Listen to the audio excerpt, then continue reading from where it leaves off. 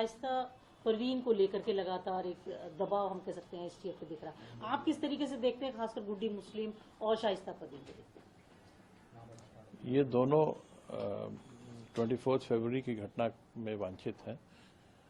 गुड्डू मुस्लिम तो शूटर ही था और इसको आपके चैनल्स ने पूरे देश को सीसीटीवी फुटेजेस के माध्यम से दिखाया। शाइस्ता परवीन इस प्रकरण में टोटल कॉन्स्पिरेसी में शामिल थी और इस कारण से इस केस में उन पर 50,000 रुपये का इनाम है।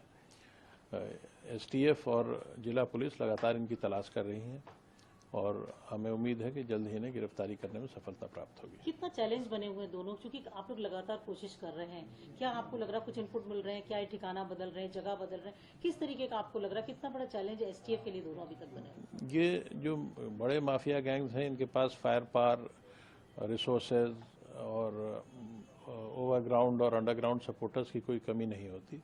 ऐसे बहुत सारे लोग हैं जिनसे इनका लेन देन होता है, जिनके साथ इनका व्यापारिक संबंध होता है अथवा इनके पूरे नेटवर्क में शामिल होते हैं और इस प्रकार के लोग पूरे देश में और संभवतः विदेशों में भी फैले हुए हैं। तो इस प्रकार के गैंग से जो एसोसिएटेड लोग होते हैं उन्हें पुलिस से कैसे फरार होना है या पुलिस की गिरफ्त से कैसे बचना है, इसके बारे में जानकारी काफ़ी प्राप्त हो गई होती है और यही कारण होता है कि ये पुलिस के लिए गिरफ्तारी में सरदर्द होते हैं। लेकिन एसटीएफ लगातार इनको ट्रैक करने की कोशिश कर रही है। बहुत सारी जानकारियां मिली भी हैं और उम्मीद है कि जल्द से जल्द गिरफ्तारी हो पाएगी। कुछ आसपास सराउंडिंग्स में कहीं है कुछ आपको इस पर कोई कमेंट करना उचित नहीं होगा। और गुड्डू मुस्लिम के लिए किस तरीके से आप देखते हैं, कितना अभी तक थ्रेट बना हुआ है, आप लोगों के लिए चैलेंज है? ये एक थ्रेट सोसाइटी के लिए है क्योंकि ये इंडिपेंडेंटली क्राइम करने में सक्षम है। ये बमबाज, कोलोकियल तरीके से इसको बमबाज कहते हैं, जो बॉम्ब को चलते फिरते बनाने और फेंकने में माहिर होते हैं। इसके अलावा वेपन्स का भी इस्तेमाल ये कर सकता है और इंडिपेंडेंटली क्राइम करने में सक्षम है। ये हमेशा से एक कॉन्ट्रैक्ट किलर रहा है।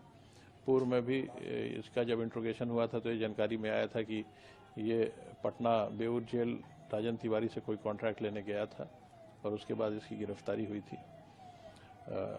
जब इसे सजा हो गई थी, 10 वर्ष की सजा एनडीपीएस एक्ट में हुई थी, उसके बाद अतीक ने अपने वकीलों के माध्यम से इसकी जमानत कराई थी और तब से ये अतीक गैंग के लिए काम कर रहा था। सर, एक लास्ट सवाल ये है कि शाइस्ता परवीन के लिए जैसे कि कहा जा रहा है कि भाई वो किसी केस में नजर नहीं आई, कहीं बड़ी इनोसेंट जैसा कि बताया जा रहा है, आप लोगों ने अब तक जो कार्रवाई करी, आप लोगों ने जो तफ्तीश करी, आपको लगा जब ये गैंग के परिवेश में, इतने बड़े गैंग के परिवेश में जो रहता है उस पर तो गैंग की अथवा आपराधिक कार्यों की छाया आ ही जाती है और शाइस्ता जिस तरह से इस पूरे कॉन्स्पिरेसी में शामिल रही हैं, जो इन्वेस्टिगेशन में जो बातें आई हैं उससे तो बिल्कुल क्लियर है कि ये गैंग के कार्यों में शामिल रही हैं। इस केस में तो और भी बहुत सारी बातें प्रकाश में आई हैं।